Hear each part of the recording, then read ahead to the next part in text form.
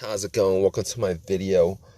All right, so I just want to give you guys an update or some tricks to focus on if you guys have this issue that I had a couple of days ago on my car. So basically, I haven't had any issues with my car at all.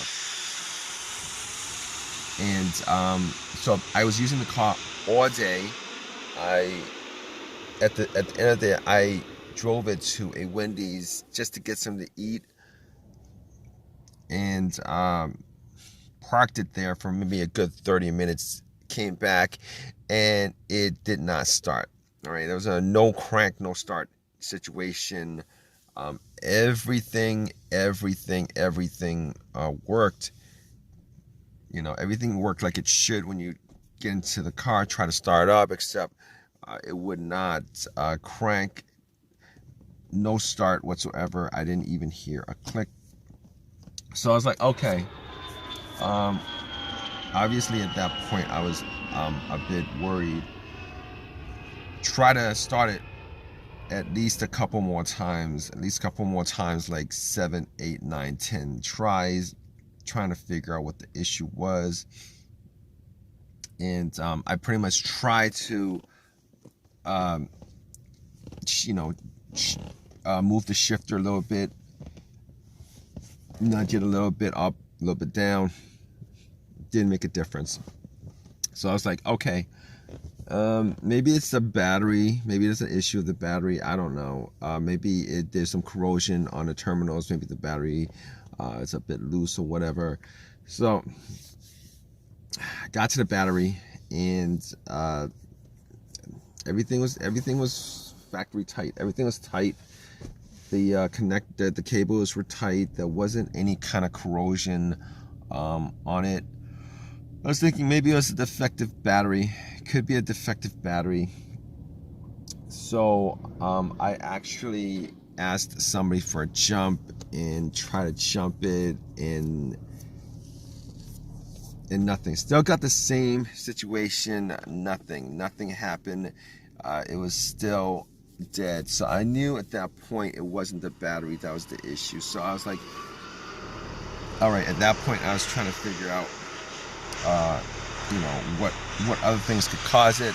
Like, you guys are in this situation, you guys are troubleshooting, you guys gotta figure out what the problem was. And I was checking out the wiring just to make sure that there was nothing obstructing the negative wire to the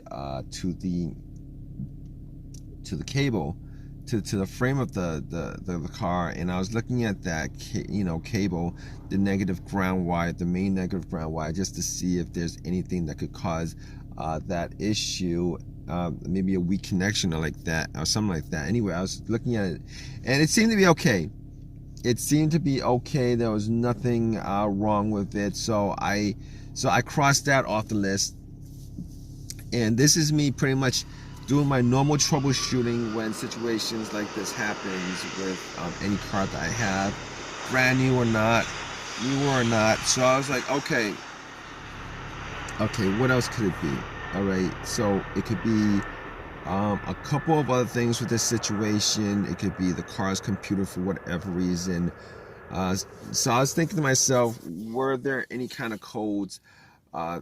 There's never been a check engine light on the car, and I was looking at the dash, and there was no check engine light on the dash. There was like no check engine light on the dash, and there's no check engine light. So, but just to be sure it was not a computer issue, I had a $19 OBD2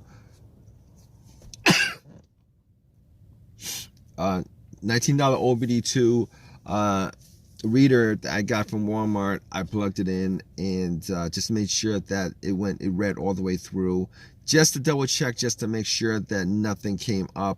There was nothing weird happening with the computer or whatever, because I've had situations where these no starts happen, and then the computer was the culprit. And normally a failed computer means that most of the time it will not read, the OBD2 will not read all the way through, Plugged it in, it read all the way through. No problems at all with that. So I could actually just pretty much just cross the computer off the list. But I was pretty much, at that point I was kind of focused on the dash, just trying to pinpoint anything that was out of the ordinary that I wasn't seeing, and that nothing like that occurred. So at that point I was thinking, okay, maybe it could still be something simple where I wouldn't have to spend money on it. It wouldn't have to be taken to the dealer or whatever. And I was thinking maybe it could be a fuse, maybe it could be a relay. I was thinking it's probably not the starter because, for the starter to wear out this soon, there is just improbable, probably not improbable. No, improbable would be the word. Not impossible, improbable. So I was thinking to myself, I didn't want it to be the starter because this is a newer vehicle. So I was like, okay, fuses and relays. All right, they do blow every now and then for whatever reason. I don't think I've actually used the 12 volts in any way that would have blown a fuse or whatever, but thinking about situations that I've had with fuses being an occurrence on no start issues. I've had a couple of cases. One case where the main fuse of a car that I had, I think it was an Acura that had the main fuse blow, and in that case I had absolutely no power going to any portion of the car. It was as if the car was completely dead. There was nothing happening. And it wasn't the situation in this car because I was getting power to everything. I was getting power to everything, even the security, the power windows, everything worked. So I knew that wasn't the case. And the other situation I had with a fuse issue was, I believe I had one of the I forget which fuse it was, but I think it was one of the fuses to an ECU. Had this happen on another car where there was a crank but no start situation, and it turned out to be a fuse. I forget where that fuse went to, and I already said it was the ECU, probably the ECU, but probably the ECU. So anyway, unfortunately that wasn't the situation here either, because I was getting a crank, but it just wasn't starting. No. It's not the situation here because I'm not getting a crank and it's not starting. So it's a no crank, no start issue, whereas the other situation with the fuse was a crank, no start issue.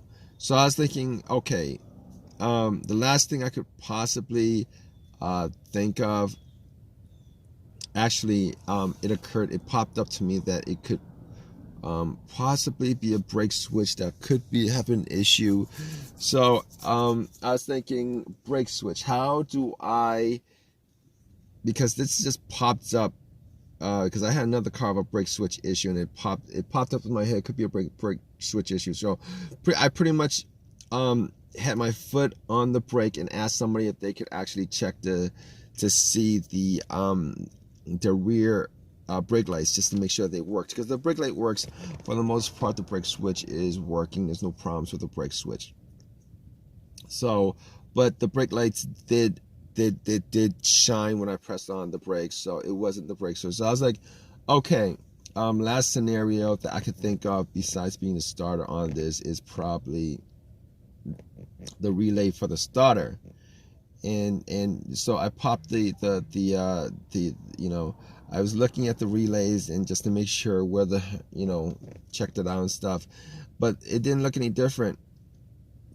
Looked at the fuses, didn't have a fuse tester. None of the fuses looked like they were popped or blown, and so I kind of skipped that. So I went to the relay. So with the relays, is really, you can't really tell whether the relays are blown or not. But what I did was I pretty much swapped out the relay. There was another relay. There was a relay to the starter, and then another relay to something else. and I kind of swapped that out, hoping that that would fix the issue. I swapped it out and tried to turn it on again, and bam, it actually did turn on. So at that point, for whatever reason, it was the relay. It was the relay starter that was. It was the relay. It was the relay to the starter that was the reason why I was having a no crank, no start issue. So anyway, if you guys are in this situation, I hope that this has helped you guys out. And I hope that whatever it is that's causing your issue, I hope it's nothing nothing big, but this is a new vehicle, so I didn't think it was anything. There was a issue with any of the main components of it. But then again, to be honest, these cars, you never know. But anyway,